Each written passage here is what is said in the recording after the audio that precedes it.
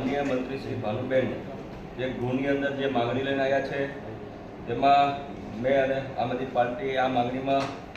સમર્થન પણ જાહેર કર્યું છે, પણ સાથોસાથ આ ગૃહની અંદર ભાનુબેનને સૂચન પણ આપ્યા છે કે જે બેન આ જે સામાજિક અને ન્યાય વિભાગમાં પહેલાં તો વર્ષ 2024 અને 25માં આ વિભાગ ખૂબ જ મહત્વનો હોવા છતાં બજેટ ખૂબ જ ઓછું ફાળવવામાં આવ્યું છે અને સામાજિક ન્યાયની સાથોસાથ એક બીજો વિભાગ મહિલા અને બાળ વિકાસ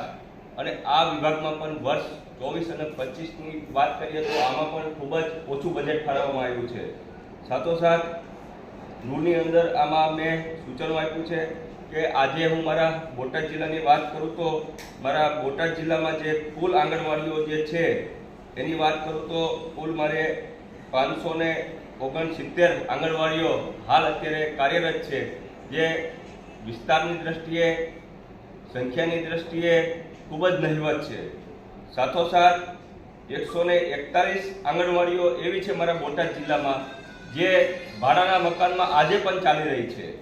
અને એ જે ભાડાના મકાનો જે છે એ ખૂબ જ જર્જરિત છે, જેમ કે તુરખાની આંગણવાડી હોય દલિત વિસ્તારમાં, એટલે કે જ્યાં જ્યાં 50 વિસ્તાર છે ત્યાં આ આંગણવાડીઓના મકાનો ભાડાના છે, નહીં કે પાકા મકાન બનાવવામાં આવ્યા છે। એવી જ રીતના મારા ભાવનગર જિલ્લામાં પણ આંગણવાડીઓની સંખ્યા ખૂબ જ નહિવત છે, જે આંગણવાડીઓ છે એ ભાડાના મકાનમાં છે, જર્જરિત વિસ્તારોમાં છે। એટલે વહેલી તકે પોતાના મકાનમાં સારા વાતાવરણમાં પછાત સમાજના બાળકો આંગણવાડીમાં અભ્યાસ કરી શકે એના માટે થઈને અમે સૂચનો આપ્યા છે। સાથોસાથ આ બજેટમાં મહિલાઓના ઉત્કર્ષ માટે કોઈ જોગવાઈ કરવામાં નથી આવી। આની પહેલાં જ્યારે માનનીય આનંદીબેન પટેલ જ્યારે ભારતીય જનતા પાર્ટીમાંથી જ મુખ્યમંત્રી હતા ત્યારે દર વર્ષે એ એક મહિલાઓ માટે એક જેન્ડર બજેટ લઈને આવતા હતા અને બજેટમાં જોગવાઈ મહિલાઓ માટે કરવામાં આવતી હતી। તો આજે પણ આ માગણીઓમાં જોવા મળી રહ્યું છે કે આ જે મહિલાઓને લઈને આમાં કોઈ વાત રોજગારની કરવામાં નથી આવી। સાથોસાથ જે પ્રાઇવેટ કંપનીઓ છે, સરકારી કંપનીઓ છે, એમાં મહિલાના ઉત્કર્ષ માટે